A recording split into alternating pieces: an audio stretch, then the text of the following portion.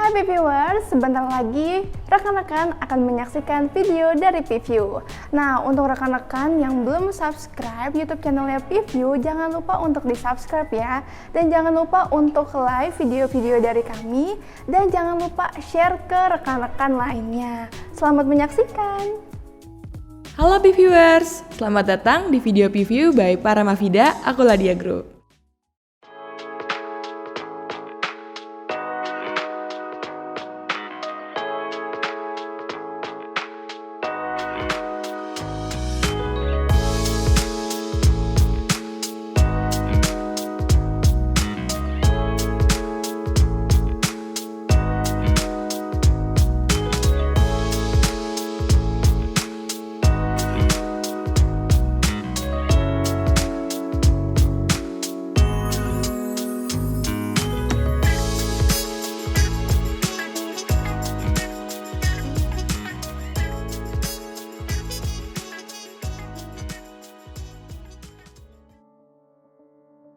Nah, gimana kabarnya nih rekan-rekan? Semoga sehat-sehat selalu ya.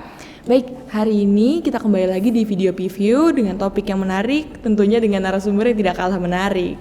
Baik, saat ini saya sudah bersama Bapak Herdianto Purba. Oke, halo Pak Purba. Halo. Gimana Pak kabarnya, sehat? Sehat. Baik, puji Tuhan.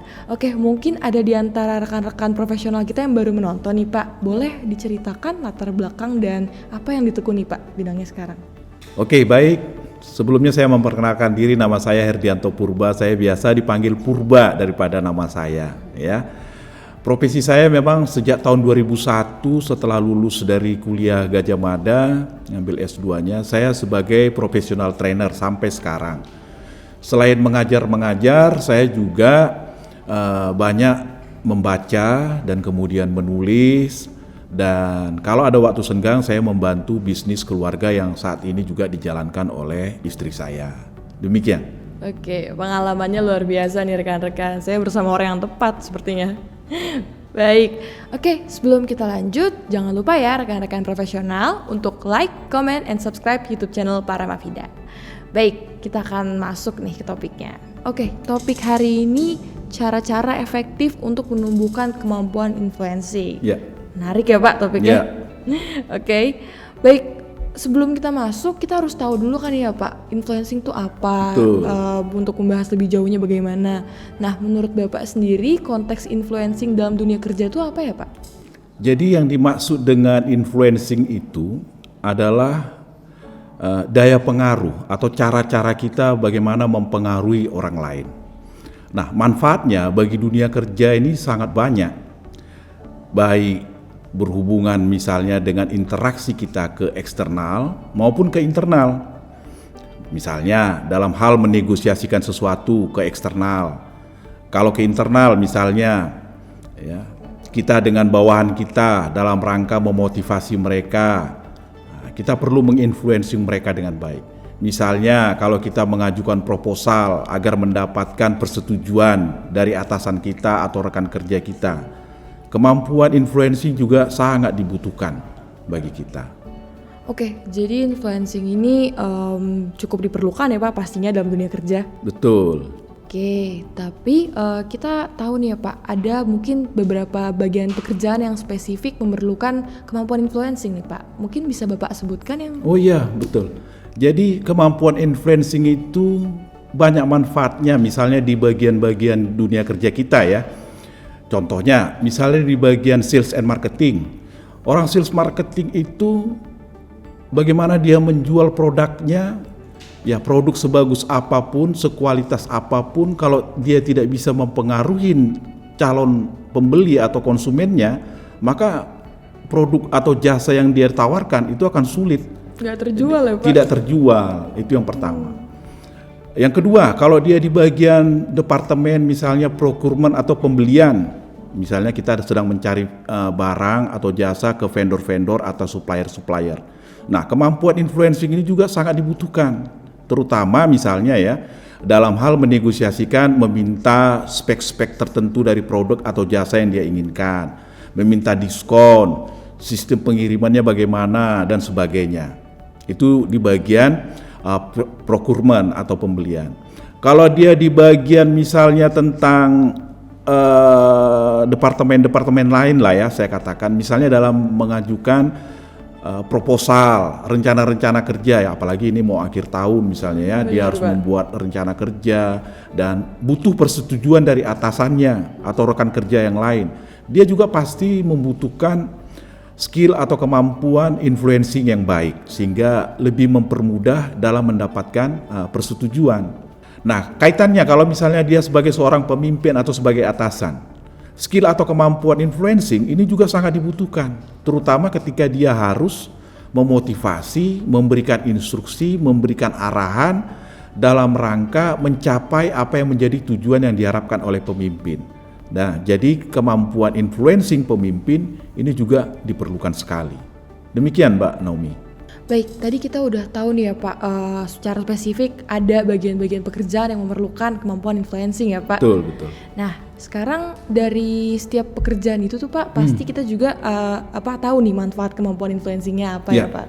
Nah, dari pengalaman Bapak sendiri bagaimana Pak? Nah, manfaatnya kalau skill influencing kita sudah semakin baik, tentu yang pertama ya, itu akan mempermudah kita dan mempercepat kita dalam mendapatkan persetujuan dari orang lain. Oh iya benar. Ya. Nah, yang kedua, kalau kemampuan influencing kita lebih baik, maka kecerdasan sosial kita, apalagi sekarang ya, kecerdasan sosial itu sangat dibutuhkan.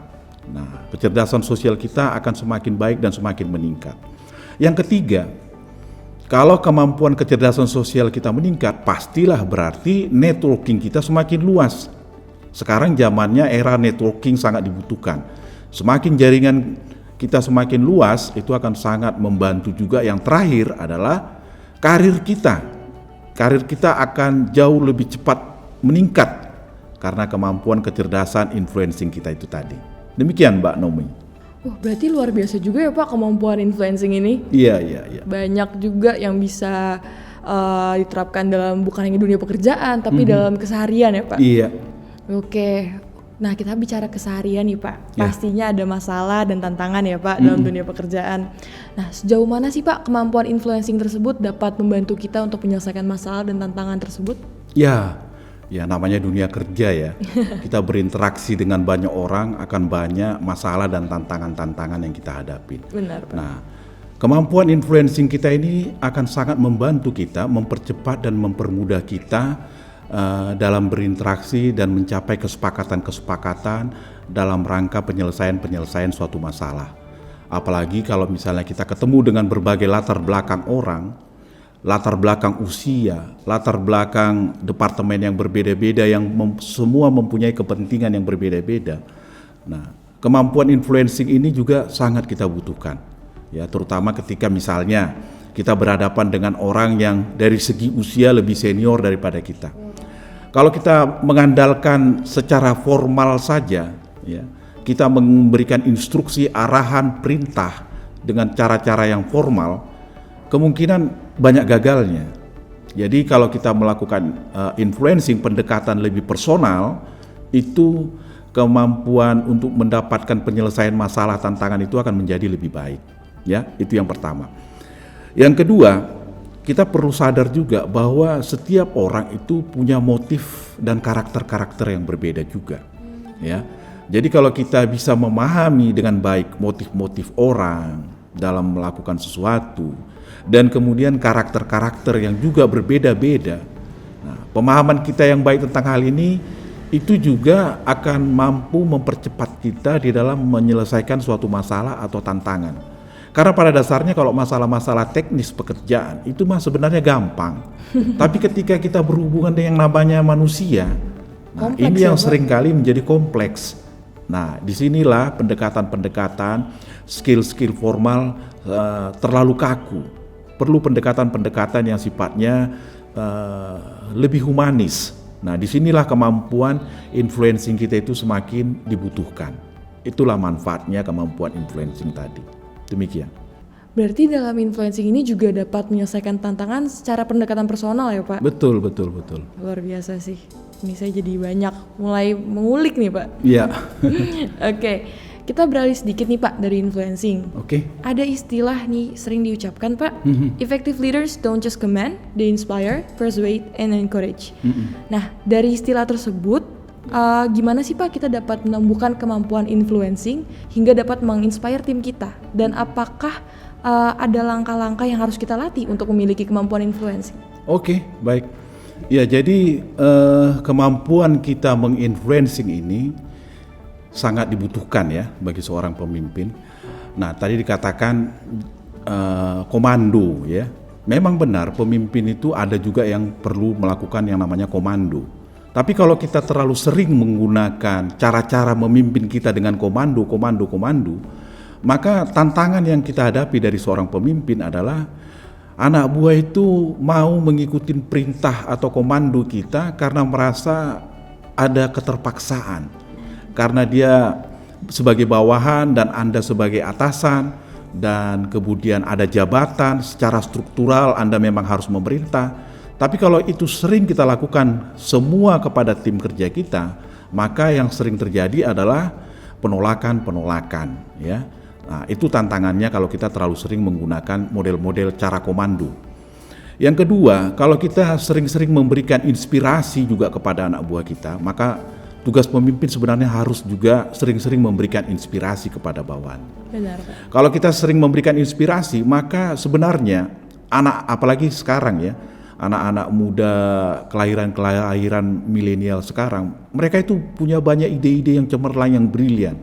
Nah, kalau pemimpin terampil dalam menginfluencing anak buahnya, maka ide-ide yang mungkin selama ini tidak terpikirkan oleh si pemimpin itu akan bisa keluar. Itu manfaatnya kalau kita menginspirasi mereka. Kemudian kalau kita mempersuade, encourage anak buah itu dengan lebih baik. Nah, dorongan itu semakin kuat bagi anak buah kita untuk dengan penuh kesadaran melakukan apa yang menjadi perintah-perintah dari atasannya atau kita sebagai pemimpin. Nah, tadi dibicarakan mengenai langkah-langkah dan caranya bagaimana, kira-kira Benar, begitu Pak. ya. Nah, untuk bisa meningkatkan skill influencing kita, prinsip yang pertama yang harus kita ingat ada 3 prinsip ya. Yang pertama prinsipnya itu adalah perlakukanlah orang lain seperti Anda ingin diperlakukan ya. Itu yang pertama. Artinya apa? Bahwa pada dasarnya kita kan manusia ya. Kalau Anda ingin diperlakukan orang lain dengan lebih baik, pastilah anak buah Anda, tim kerja Anda itu juga ingin diperlakukan dengan lebih baik. Jadi Anda harus memperlakukan orang lain lebih baik dulu.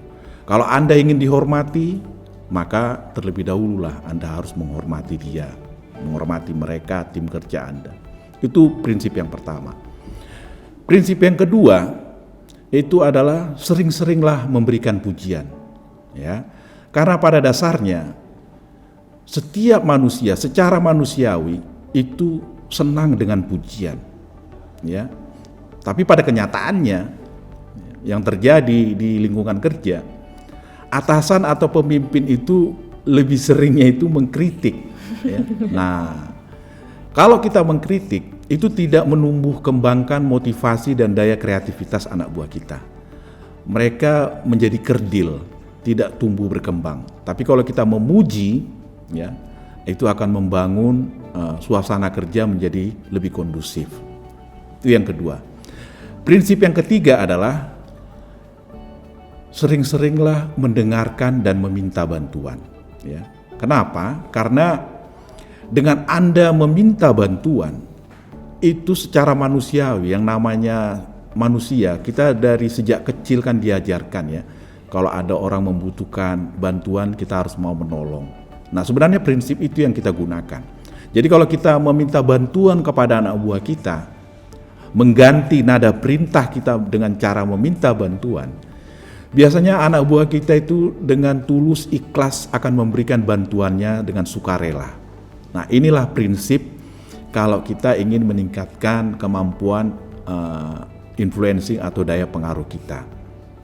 Nah, langkah-langkahnya ada 4 langkah yang perlu kita lakukan kalau kita ingin meningkatkan kemampuan influencing kita. Langkah pertama, Kalau Anda ketemu orang, entah siapapun itu, anak buah Anda, departemen lain, pihak eksternal, ya, berlatihlah untuk selalu memuji dan tersenyum kepada mereka. Ya, jangan pasang muka serius terus gitu ya. Sekalipun anak buah Anda punya kesalahan, ketika Anda panggil, mulailah selalu dengan pujian. Pastilah ada yang bisa Anda puji dari anak buah Anda, meskipun dia memiliki kesalahan misalnya ya. Dan kemudian yang kedua, langkah yang kedua adalah ketika Anda ketemu nanti, sampaikan apa yang menjadi tujuan Anda bertemu dengan dia. Supaya apa? Supaya dia tidak mempunyai persepsi yang macam-macam gitu ya. Karena biasanya anak buah itu kalau dipanggil atasan itu pasti ada aja perintah, kalau enggak mengkritik yang salah dan sebagainya. Jadi harus disampaikan dengan jelas sehingga dia tahu persis kenapa kita sebagai atasannya ingin ketemu dengan dia, ya. Lalu yang ketiga, langkah ketiga adalah kemudian berusahalah untuk meminta bantuan. Jadi sekali lagi saya katakan, ubahlah kebiasaan Anda dengan kalimat-kalimat instruksi, arahan, perintah menjadi nada yang meminta bantuan, ya. Nah, itu langkah ketiga. Langkah keempat yaitu adalah Anda harus mampu meyakinkan mereka, memotivasi mereka bahwa apa yang mereka sarankan, apa yang kita sepakati itu benar-benar nanti dengan penuh kesadaran diri, dengan ikhlas mau melakukan. Demikian kira-kira manfaat, prinsip dan langkah-langkah sebagai seorang pemimpin untuk meningkatkan influencing dia. Oke, berarti dari istilah tadi kita tahu ya Pak, antara leaders dan tim itu harus tetap punya barrier, tapi gimana sih cara kita mengapresiasi, cara kita bersikap meminta tolong dalam setiap, bukan komen ya Pak, jadi lebih humble lah gitu istilahnya. Oke, boleh dicermati oleh rekan-rekan kita supaya dapat diterapkan nih prinsip-prinsip dan langkah-langkahnya yang sudah diberikan oleh Pak Purba. Oke, sekarang kita akan membahas nih Pak tentang apakah Bapak punya tips-tips pribadi yang bisa Bapak share ke kita tentang gimana sih cara mengembangkan kemampuan influencing? Oke, baik. Nah, tips-tips dari saya ya, yang bisa meningkatkan skill atau keterampilan influencing kita. Kita ingat dari waktu kecil, anak-anak itu tumbuh berkembang dari pujian-pujian orang tuanya, orang-orang yang terdekat darinya. Nah, sebenarnya sama saja. Ya, ketika kita dewasa masuk dalam dunia kerja, maka latihlah terus, sering-seringlah memberikan pujian kepada orang lain. Dan kemudian kalau ketemu tersenyum, jangan kaku. Ya, memberikan pujian itu gratis kok. Ya, jadi berikan pujian supaya apa? Supaya sebenarnya ini menanamkan kepada orang lain Anda orang yang asik, orang yang enak untuk diajak ngobrol, dan orang lain lebih mau untuk lebih mendengarkan Anda. Itu tips yang pertama ya. Jadi sering-seringlah memberikan pujian kepada orang lain. Berlatih, gampang kok. Memuji itu gampang, gratis lagi ya. Itu yang pertama. Yang kedua, keterampilan komunikasi kita. Keterampilan komunikasi kita bukan hanya keterampilan yang sering banyak di luaran sana di training, dilakukan pelatihan-pelatihan yaitu public speaking, latihan berbicara, bukan itu. Tapi lebih spesifiknya adalah keterampilan komunikasi dalam hal mendengarkan. Ya. Nah, tentu kita pasti ingatlah ya filosofi kenapa Tuhan itu menciptakan kita manusia dengan satu mulut dan dua telinga. Nah, filosofinya adalah bahwa sebenarnya manusia itu diharapkan untuk mau lebih banyak mendengarkan daripada berbicara, ya. Kenapa?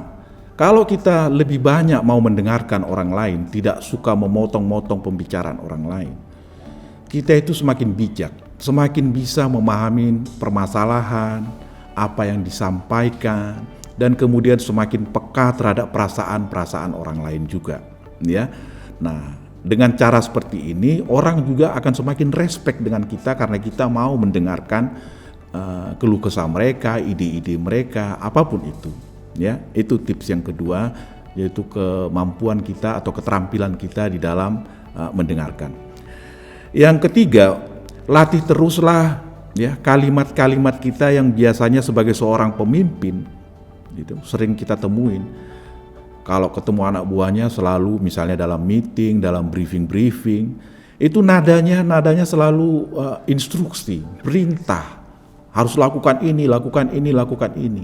Ubah kalimat-kalimat kebiasaan kita ini menjadi kalimat-kalimat yang nadanya itu meminta bantuan. Karena kalau kita dengan meminta bantuan, seperti tadi di awal saya jelaskan, keikhlasan itu dan dorongan orang ingin membantu kita itu jauh lebih besar daripada kalau kita hanya menginstruksikan komando, perintah. Itu penolakan akan lebih sering kita dapatkan daripada kalau kita meminta bantuan secara ikhlas tentunya ya dari mereka sehingga mereka benar-benar mau melakukan apa yang kita harapkan. Demikian Mbak Numi. Oke, nah untuk rekan-rekan viewers kita nih yang menonton sudah diberikan juga tips tadi oleh Bapak Purba bagaimana kita mengapresiasi orang ya Pak. Iya. Terus juga selagi masih gratis kenapa nggak dipuji aja? Masih belum bayar nih ya Pak kan? Iya. Oke, terus yang kedua tadi juga gimana cara kita meminta tolong dalam nada kita itu bersikap lebih ya ramah lah ya Pak, Betul. fun, supaya juga teammates kita merasakan bahwa visi kita nih sama loh, kita tuh berjuang untuk satu hal yang sama. Oleh karena itu ada baiknya untuk kita let's just have fun gitu kan Pak. Betul. Oke, tadi kita sudah bahas tips, sudah bahas prinsip, sudah bahas langkah-langkah. Ya. Saya yakin juga viewers yang menonton udah mendapatkan banyak hal nih Pak untuk diterapkan di dunia pekerjaannya maupun dunia sehari-hari. Sip. Oke, mungkin sebelum ditutup Bapak ada statement atau mungkin ada yang Bapak mau sampaikan yang terakhir Pak?